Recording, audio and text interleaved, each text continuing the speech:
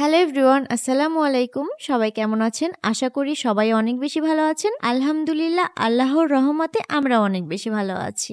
আজ রাতে হঠাৎ করেই আমার খুবই গরুর কালাভুনা দিয়ে ভাত খেতে ইচ্ছে করছিল। এত রাতে তো বাসায় রান্না করতে ইচ্ছে করছিল না, আর রান্না করতে অনেক টাইম লেগে যাবে। আর আমার প্রচন্ড ক্ষুধা লেগে গিয়েছিল, আর কালাভুনাটা আমার হোটেলেরটাই বেশি ভালো লাগে। এজন্য আপনাদের ভাইয়া বলল, চলো তোমাকে বাহির থেকেই খাইয়ে নিয়ে আসি। তাই তো আমিও ঝটপট রেডি হয়ে পড়লাম, আর আমরা দুজনেই বেরিয়ে পড়লাম। আমরা চলে আসলাম একটি হোটেলে। তো এখানে এসে আমরা ভাত, গরুর কালা ভুনা, চিংড়ি মাছের ভুনা অর্ডার করেছিলাম। তারা আমাদের খুব তাড়াতাড়ি খাবারগুলো সার্ভ করে দিয়েছিল। পেটে প্রচন্ড ক্ষুধা ছিল আমার, এজন্য আমি আর দেরি না করে খাওয়া শুরু করে দিলাম। আপনাদের ভাইয়া আমার মুখ দেখলেই বুঝে যায় কখন আমার কি লাগবে, কখন কোনটা আমার দরকার। এত রাতে সে আমাকে নিয়ে চলে এসেছে খাবার খাওয়াইতে। আমার কিছু খেতে ইচ্ছা করলে যত রাতি হোক না কেন সে ওইটা খাওয়াবেই, কখনোই সে আমাকে কিছুতেই না করে না। ভাই রে ভাই, পেটে ক্ষুধা থাকলে সামনে যেই খাবারই থাকে না কেন সেটাই মনে হয় আরো বেশি টেস্টি লাগে। আমি একটু খেয়ে আর খেতেই পারছিলাম না।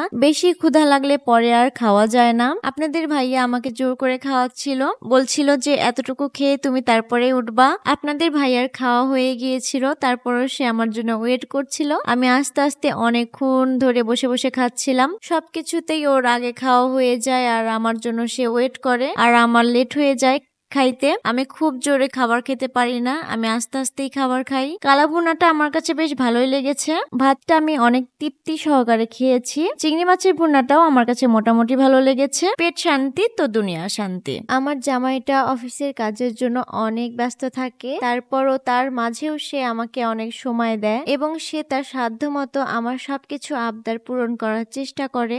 আমরা খাওয়া দাওয়া শেষ করে বিলটা পে করে দিলাম। তারপরে আপনাদের ভাইয়াকে আমি একটা দোকানে নিয়ে গেলাম একটা ঠান্ডা মজো কেনার জন্য। একটা মজো না খেলে মনে হচ্ছিল খাওয়াটাই অসম্পূর্ণ থেকে যাবে। আমি ছোট দেখে একটা মজো কিনে নিলাম, কারণ মজোটা আমি একাই খাবো।